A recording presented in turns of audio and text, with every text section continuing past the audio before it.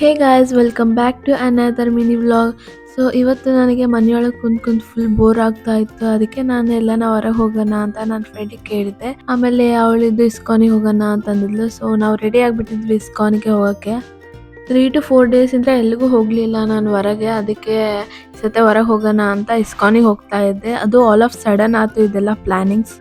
ನೀವೇನಾದ್ರೂ ಕೃಷ್ಣನ್ ಭಕ್ತರಾಗಿದ್ರೆ ಧಾರವಾಡನಲ್ಲಿ ಈ ಇಸ್ಕಾನ್ ಟೆಂಪಲನ್ನು ಪಕ್ಕಾ ವಿಸಿಟ್ ಆಗಬೇಕು.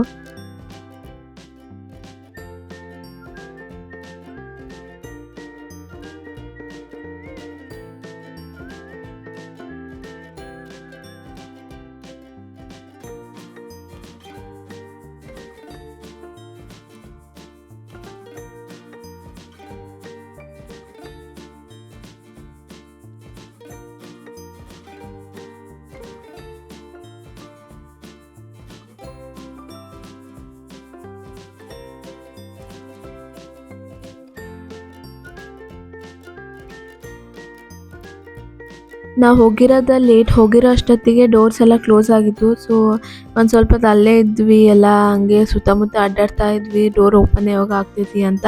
ಸ್ವಲ್ಪ ಹೊತ್ತು ಒಂದು 1/2 hour 45 minutes ಆದಮೇಲೆ ಡೋರ್ಸ್ ಓಪನ್ ಆದವು. ಸೊ ತುಂಬಾ ಚೆನ್ನಾಗಿತ್ತು, ಎಲ್ಲನೂ ಡೆಕೋರೇಷನ್ ಆಗಲಿ ತುಂಬಾ ಚೆನ್ನಾಗಿತ್ತು. ಧಾರವಾಡನಲ್ಲಿ ಇನ್ನೊಂದು ಬ್ಯೂಟಿಫುಲ್ ಪ್ಲೇಸ್ ಇಲ್ಲ ಅಂದರೆ ಗುಡಿ ಅಂತಂದರೆ ಇದೇ ಕೃಷ್ಣದ್ದು ಇಸ್ಕಾನ್ ಟೆಂಪಲ್. ಸೊ ನೀವು ಖಂಡಿತವಾಗ್ಲೂ ವಿಸಿಟ್ ಮಾಡಬೇಕಂತ ನನ್ನ ಸಜೆಷನ್.